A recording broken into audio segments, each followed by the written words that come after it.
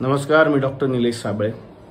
सन्माननीय राशी चक्रकार शरद उपाध्ये सर यांच्याशी मला खरं तर थेट संवाद साधता आला असता, कारण त्यांचाही नंबर माझ्याकडे आहे, माझाही फोन नंबर त्यांच्याकडे आहे. परंतु काल सोशल मीडियामधूनच त्यांना व्यक्त व्हायचं होतं. त्यामुळे जरी मी सोशल मीडिया फार वापरत नसलो तरी सुद्धा जो काही आहे थोडाफार आहे तो आज वापरण्याची वेळ आली. मला नेहमी वाटायचं की सोशल मीडियावर आपण फक्त मनोरंजनाचे व्हिडिओ पोस्ट करत जाऊयात, जेणेकरून आपलं जे काम आहे लोकांना हसवणं तेवढंच आपण करूयात. पण कधीतरी असाही एक व्हिडिओ इन्फॉर्मेटिव्ह किंवा जे काही खरं घडलं होतं त्याचा एखादा व्हिडिओ करावा लागेल असं खरं तर मला वाटलं नव्हतं. पण ठीक आहे, वेळ असते आणि त्यावेळी त्या गोष्टी कराव्या लागतात. सन्माननीय शरद उपाध्ये सर, तुमची आणि माझी 1 ते 2 वेळा भेट झाली होती. कशी तीही मी प्रेक्षकांना सांगणार आहे. तुम्ही माझ्यासाठी गुरुतुल्य आहात, होतात, पुढेही राहा. परंतु काल सुरुवात जी तुमच्या पोस्टची आपण केलीत की डॉक्टर निलेश साबळे यांना झी मराठीने डच्चू दिला. मी खाली का बघतोय, मी मुद्दे काढून बोलतोय, उगाच वेग काहीतरी बोलत नाहीये म्हणून मी मुद्दे काढून बोलतोय. कारण उगाच माहिती न घेता एखादा पटकन व्हिडिओ बनवणं किंवा पटकन काहीतरी लिहिणं मला वाटतं ते जबाबदारीचं वाटत नाही माझ्यासारख्या माणसाला. जर आपण आपली बाजूच नाही मांडली तर लोकांना आपली बाजू कशी कळणार, म्हणून हा सगळा मी घाट घातलेला आहे या व्हिडिओचा. खरं तर आपण सुरुवात केली की झी मराठीनं डच्चू दिला, हकालपट्टी केली वगैरे वगैरे. मला फक्त एक प्रश्न विचारायचा आहे सर, की तुम्हाला यातली पूर्ण माहिती आहे का? किंवा बाहेर सुद्धा मीडियामध्ये लिहिणाऱ्यांना काय ते लिहू शकतात. युट्यूबवरती बरेच जणांचे स्वयंघोषित पत्रकारांचे चॅनल आहेत. जे कुठली मोठी मोठी चॅनल आहेत त्यांचा मी रिस्पेक्ट करतो, पण स्वयंघोषित जे कोणी पत्रकार मुलं असतात, मुलंच म्हणतो मी त्यांना, जे आपापलं एक चॅनल करतात आणि त्याच्यावरती डच्चू दिला, हकालपट्टी केली, या सगळ्यांना एक महत्वाची इन्फॉर्मेशन द्यायची आहे. कार्यक्रमाला मी नाही म्हटलोय. तुम्हाला कदाचित माहिती नसेल म्हणून म्हणतो की ही माहिती घ्यायला पाहिजे होती तुमच्यासारख्या एका मोठ्या गुरुतुल्य व्यक्तीनं. जेव्हा आपण एवढ्या मोठ्या सोशल मीडियाचा वापर करतो, सोशल मीडिया खूप मोठं नाव आहे, कारण तुम्हाला माझ्यापेक्षा जास्त लोक फॉलो करतात सर, आणि तुम्हाला मला तरी एक फॅन म्हणून फॉलो करतात, तुम्हाला गुरु म्हणून फॉलो करतात. त्यामुळे मला असं वाटतं की जबाबदारी खरं तर तुमची जास्त होती की आपण खरंच माहिती घेऊयात. झीमध्ये तुमच्याही ओळखी भरपूर आहेत. तुम्ही एक फोन करून विचारू शकला असतात की काय झालंय, निलेश साबळे या कार्यक्रमात का नाहीये.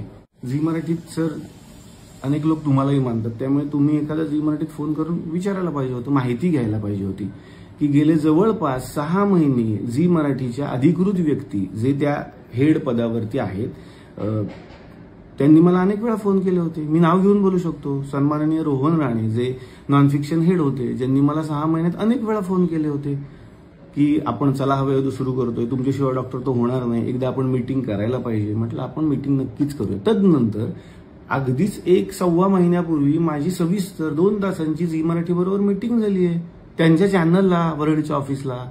ज्यावेळेला त्यांनी मला सांगितलं होतं की आपण कार्यक्रम करतोय आणि कशा पद्धतीनं करता येईल याविषयी एकदा बोलूया. माझ्या काही अडचणी होत्या. मी जो एक सिनेमा करतोय त्यात मी सध्या अडकलोय, त्याचं शूटिंग अजून 1.5 महिना चालणार आहे. त्यामुळे त्या तारखा न जुळल्यामुळे आणि अनेक वेगवेगळी कारणं असल्यामुळे सध्या या कार्यक्रमातून माघार घ्यायची मी त्यांना रिक्वेस्ट केली की मला माघार घेऊ द्या. याचा अर्थ असा होत नाही की मला कार्यक्रम करायचा नव्हता, मी नकार दिला. मी पुन्हा एकदा क्लिअर करतो, पण मी स्वतःहून या कार्यक्रमातून बाहेर पडलोय. मी स्वतःच म्हणालोय की मला कार्यक्रमात आत्ता तरी भाग घ्यायचा नाहीये. सेम भाऊ कदम सरांचं सुद्धा आहे. भाऊ सध्या माझ्याच बरोबर माझ्याच सिनेमात काम करत आहेत, तेही या कार्यक्रमात नाही आहेत. 2 माणसं या कार्यक्रमात नाही आहेत. पण का नाही आहेत याचं कारण तुम्ही जाणून घेतलं का? मला असं वाटतं की सर तुमच्यासारख्या एका मोठ्या व्यक्तीनं थोडी माहिती घ्यायला पाहिजे होती की निलेश साबळे कार्यक्रमाला नाही म्हणालेले आहेत. आणि हे मी माझ्या ऑफिशियल चॅनलवरून आत्ता सांगतोय, माझ्या या सोशल मीडिया अकाउंटवरून सांगतोय. याला झी मराठी सुद्धा दुजोरा देईल जर आपण त्यांना विचारलं तर. अगदी ते सांगतील सुद्धा की माझी मीटिंग किती वेळ आणि कुठे झालेली आहे. मला त्यानंतर बोलायचंय, तुम्ही जे म्हणालात की निलेश साबळे यांच्या सेटवरती माझा अपमान झाला किंवा थेट आता तो मीच केलाय असं तुमचं म्हणणं आहे, म्हणून मला ते जरा सगळ्यांच्या समोर मांडायचं होतं की 2014 ते 2015च्या मध्ये हा एपिसोड शूट झालेला आहे, जेव्हा कार्यक्रम नवा होता. कार्यक्रमाच्या पहिल्या 50 भागांमधला हा भाग आहे.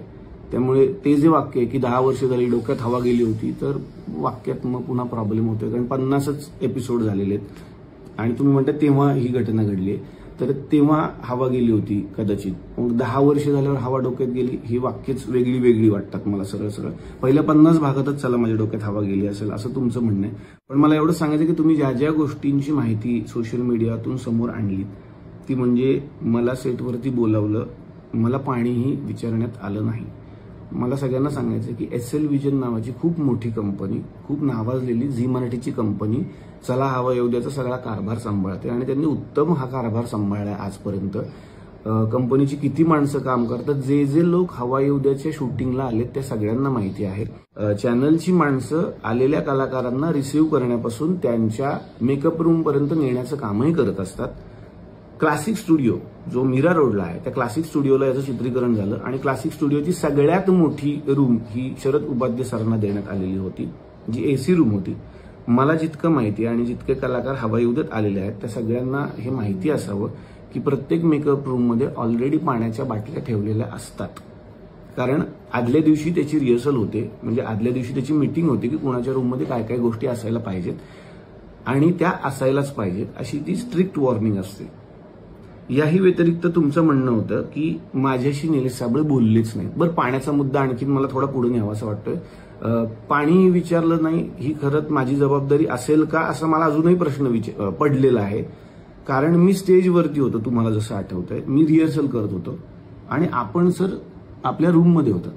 माझी रिहर्सल उरकून मी प्रत्येक कलाकाराच्या रूममध्ये गेलो, त्यावेळी तुम्हाला पाणी नाही मिळालंय. ह्याला मी जबाबदार आहे का मला अजून कळत नाही. मी ब्लँक आहे गेले 3-4 तास की मी जर स्टेजवर आहे आणि सरांना खाली पाणी नाही मिळालंय, ज्याचा निर्माता मी नाहीच आहे, त्या शोचा ज्याचा शोचा निर्माताच मी नाहीये. बरं, त्या निर्मिती संस्थेला मी दोष देतोय का तर नाही, त्यांची कामाची पद्धतही मी तुम्हाला सांगितली. तरीही पाणी न देणं हा अपमान मी कसा केला मला माहिती नाही. त्यानंतर दुसरा एक मुद्दा आहे, तुम्ही म्हणताय की स्टेजवरती जाताना निलेश साबळेंनी मला स्माईलही नाही दिली. हे एक वाक्य आपण धरूयात. आणि दुसरं वाक्य तुम्ही बोलताय की सगळ्या कलाकारांच्या रूममध्ये निलेश साबळे जात होते, त्यांच्याशी ते गप्पा मारत होते आणि शेवटी 4 वाजता माझ्याकडे आले. 4 वाजता मी तुमच्याकडे आलोय तुमच्या म्हणण्याप्रमाणे, म्हणजे तुमचा माझा काहीतरी तुमच्या रूममध्ये संवाद झालाय. जेवढं मला आठवतं, आणि हे काही उगाच मोठेपणा म्हणून मी सांगत नाही, अनेक कलाकारांना माहिती आहे माझ्यापेक्षा जेवढे लोक मोठे असतात त्या सगळ्यांच्या पाया पडूनच मी त्या रूममध्ये एंट्री करतो. अनेक मोठमोठी मंडळी आहेत, मी पाया पडल्याशिवाय त्यांच्या रूममध्ये जात नाही. तसंच तुमच्याही बद्दल झालं, ज्याला साक्षीदार वैजयंती आपटे मॅडम आहेत आणि केशव पेडणेकर हे जेव्हा चॅनलकडून हा शो सांभाळायचे ते सुद्धा याला साक्षीदार आहेत. आम्ही तुमच्या रूममध्ये आलो, मी तुमच्या पाया पडलो, तुम्ही मला आशीर्वाद दिलेत, तुम्ही माझं खूप कौतुकही केलं, मला सांगितलं की कार्यक्रम अजून पुढे चालू आहेत. मग आपण संवाद साधला की आज अशा अशा पद्धतीनं हा एपिसोड होणार आहे, ही प्रहसनं आम्ही तुमच्यासमोर सादर करणार आहोत, अशा आपण गप्पा करणार आहोत. आता हा झाला एक मुद्दा 4 वाजताचा. तदनंतर मी स्टेजवरती गेलोय आणि आपण सगळे स्टेजवरती जातो नॉर्मलीच, आधी ठरतं काय काय करणार. जर मी स्टेजवरती गेलो, आता स्टेजवरती जाताना मी कुठली स्माईल देणं अपेक्षित आहे मला अजूनही कळलेलंच नाही, जर आपला संवाद ऑलरेडी झालाय सर. याच्याही पेक्षा वेगळी गोष्ट, आदल्याच दिवशी तुमचा माझा आणि केशव पेडणेकर यांचा एक कॉल झाला होता सर. आदल्याच दिवशी रिहर्सल होती आमची, तुम्हाला आठवत असेल, संध्याकाळी 5 ते 6च्या मध्ये अर्ध्या तासाचा कॉल येतो, ज्याच्यामध्ये तुम्ही म्हणालात की मला जरा कलाकारांचे स्वभाव जाणून घ्यायचे आणि मी कलाकारांच्या राशी सांगणार आहे, त्याविषयी मी असं बोलणार आहे, तुम्हाला काही ऍड ऑन करायचंय का साबळे, तुम्ही मला एखादी गंमत सांगू शकता स्टेजवरती. हा एक खूप हसत खेळत आपला संवाद झाला होता, ज्यात तुम्ही काही मला जोक्स पण सांगितले होते. मी पण सांगितलं की भाऊ कदम यांच्याविषयी तुम्ही जरा गंमत करा, अमुक कलाकाराविषयी ही गंमत तुम्ही सांगू शकता. हा एक हसत खेळत संवाद आदल्या दिवशी 1 तासाचा झालाय की आपला, म्हणजे आपली अजिबातच ओळख नव्हती असंही नव्हतं आणि खरंच झालाय हा संवाद, तुम्हाला आठवतही असेल.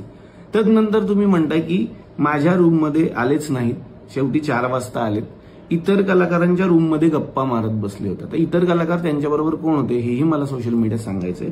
इतर कलाकार म्हणजे त्या एपिसोडमध्ये होते मंगलगाणी दंगलगाणी मेरी आवाज सुनो, आवाज की दुनिया याचे संस्थापक आणि खूप मोठे व्यक्तिमत्व अशोक खांडे सर, आणि दुसऱ्या रूममध्ये होते बोलक्या बाहुलीकार रामदास पाध्ये सर. मी यांच्या रूममध्ये गेलो होतो आणि मी गप्पा नव्हतो मारत, कारण साधारणपणे त्यांचं वय आणि माझं वय याच्यात खूप फरक आहे. पण रामदास पाध्ये सर आजच्या या कार्यक्रमात काय काय सादरीकरण करणार आहेत हे मला ते सांगत होते. त्यांनी परदेशातून काही नवीन बाहुले आणलेले आहेत, त्याविषयी ते मला माहिती देत होते, जी की घेणं मला गरजेचं आहे, कारण आपला संवाद आदल्या दिवशी झालाय, तुम्ही काय काय सादर करणार आहात. रामदास पाध्ये सर त्याच दिवशी आल्या कारणानं आणि त्यांच्याशी आदल्या दिवशी माझा संवाद झालेला नाहीये, ते मला सांगत होते की दिग्दर्शक म्हणून हे तुला पटतंय का बघ, की आणखी यात ते ऍड ऑन करूयात. सेम अशोक खंडे सरांनी त्यांचा एक मोठा ताफा आणलेला होता, जे की गाणार होते, नृत्य करणार होते आणि ते रात्री शूटिंग वेगळं होणार होतं आपल्या गप्पांनंतर. तर ते सांगत होते कुठली कुठली गाणी आपण यामध्ये घेऊ शकतो, कुठल्या कुठल्या गोष्टी आपण सादर करू शकतो. साधारणपणे सर, जेव्हा दिग्दर्शकीय धुरा सांभाळायची असते, प्रत्येकाला माझ्या पद्धतीनं वेळ देणं जेवढा शक्य होता, गरजेचा होता, तेवढा मी आतापर्यंत हवायोद्यात दिलेला आहे. त्यानंतर एक महत्वाचा मुद्दा तुम्ही लिहिलाय की कार्यक्रमात 15 मिनिटातच भराभर माझं काम उरकण्यात आलं. तर तसं होत नाही सर, हे सगळ्यांना माहिती आहे. कार्यक्रमात रोल जो टाइम असतो आमचा, तो कमीत कमी 2-2.5 तासांचा असतो. प्रेक्षकांच्या समोर एपिसोड 45 मिनिटांचा जातो, पण त्याच्यासाठी रोल 2 तास होतो हा कार्यक्रम. आणि अगदीच हे सिद्धच करायचं झालं तर झी मराठीशी तुम्ही संवाद साधू शकता की त्या दिवशी कार्यक्रम किती वेळ रोल झाला होता. 2 तास हा रोल होतो. आणि जे लोक कार्यक्रमात आलेले आहेत त्या सगळ्यांना माहिती, प्रेक्षक म्हणून जे लोक आले त्यांनाही माहिती आहे की कार्यक्रम किती वेळ रोल होतो. सर, प्रत्येक कलाकाराला आपापला मुद्दा मांडण्यासाठी आणि आपली कला सादर करण्यासाठी भरपूर वेळ कार्यक्रमात दिला जातो. त्यानंतरचा तुमचा असा मुद्दा आहे की तरी गप्पा जेव्हा सुरू झाल्या इतरच कलाकार जास्त बोलत होते, मला बोलायला मिळालं नाही. समजा इतर कलाकार कोण आहेत पुन्हा बघूयात. सन्माननीय अशोक खंडे सर, सन्माननीय रामदास पाध्ये सर. जेव्हा मी एखाद्या गुरुतुल्य व्यक्तीला प्रश्न विचारतो तेव्हा त्यांनी काय उत्तर द्यायची हे मी नाही ठरवू शकत सर. त्यांनी किती वेळ बोलायचं, त्याचा अनुभव त्यांनी किती वेळ सांगायचा, हे ती व्यक्ती ठरवते. ह्या दोन्ही व्यक्ती माझ्यासाठी जितके तुम्ही मोठे आहात तितक्याच याही 2 व्यक्ती माझ्यासाठी मोठ्या आहेत. तुम्ही कमी बोला सर, तुम्ही जास्त बोला सर, असं मी कसं करू शकतो? आणि यातून त्यांच्या जास्त बोलण्यातून तुमचा कसा अपमान होतोय मला अजून नाही कळलं. तर ही घटना 2014 ते 15च्या मधली हा एपिसोड. आणि त्यानंतर आता 2025 म्हणजे 10 वर्षांनंतर तुम्ही सोशल मीडियावर लोकांच्या समोर हा मुद्दा मांडला. पण मला प्रेक्षकांना सांगायचं, यानंतर सुद्धा शरद उपाध्ये सर आणि माझी एक चांगली भेट झालेली आहे, ती आता मी तुमच्यासमोर सांगतो. ज्येष्ठ अभिनेत्री निर्मितीताई सावंत यांच्या मुलाचं म्हणजे अभिनयचं लग्न होतं आणि त्या लग्नामध्ये आम्ही दोघे एकत्र भेटलो.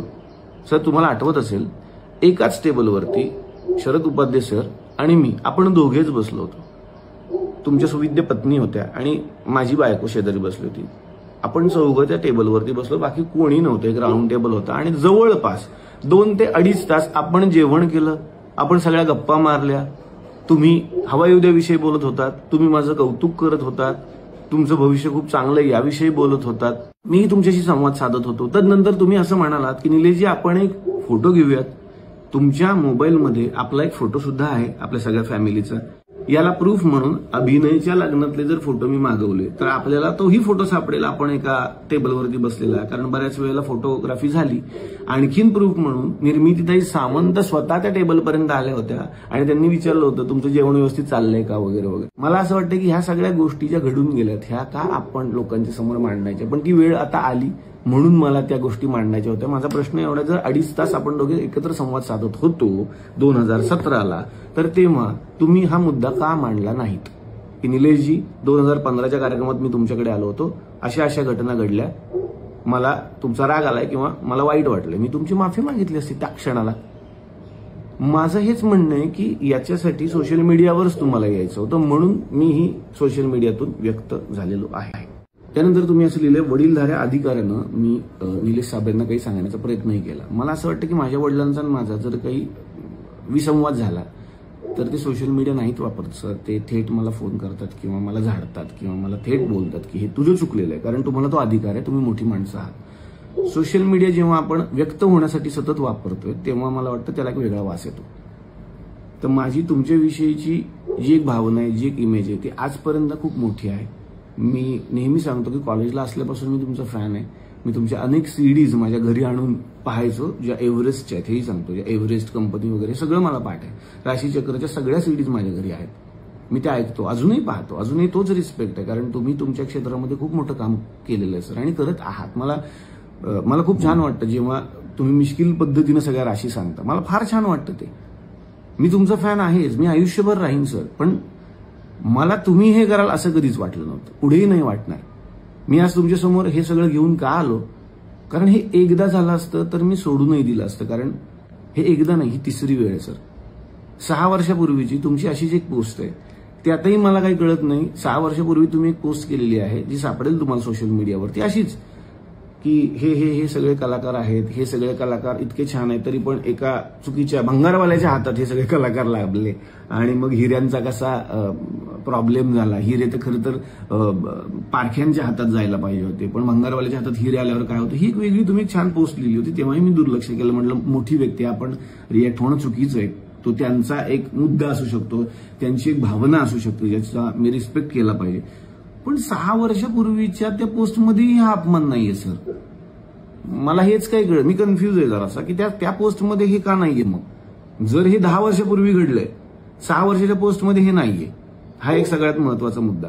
याही आधी एका मोठ्या वर्तमानपत्रामध्ये तुम्ही असंच काहीतरी बरंचसं काहीतरी लिहिलेलं होतं, तरी आम्ही सोडून दिलं की जाऊ द्या, मोठी व्यक्ती आहे आणि त्यांनी लिहिलंय, त्यांना अधिकार आहे. माझं हेच म्हणणं आहे की प्रत्येकाला आपला मुद्दा मांडण्याचा निश्चित अधिकार आहे, प्रत्येकाने तो मांडला पाहिजे.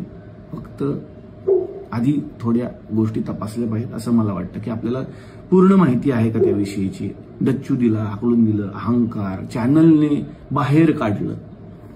विचारा, मी पुन्हा एकदा म्हणतोय, फोन करा आणि विचारा खरं काय घडलं, तुम्हाला खरी माहिती नक्कीच मिळेल. सर तुम्ही तुमच्या पोस्टमधून मला भंगारवाला म्हणालात आणि खरंच म्हणाला आहात. तुम्ही पोस्ट चेक करू शकता त्यांच्या, हे तुमचे शब्द आहेत. भंगारवाला, हीन दर्जाचा, अहंकारी, सर्वनाश, अधःपतन, गलिच्छ, खालच्या दर्जाचा. 6 वर्षापूर्वीच्या पोस्टला चेक करा तुम्ही, हे सगळे शब्द तुमचे आहेत. तुम्ही इतकं आम्हाला काय काय बोलायचं आणि आम्ही फक्त ते ऐकून घ्यायचं, हो ना.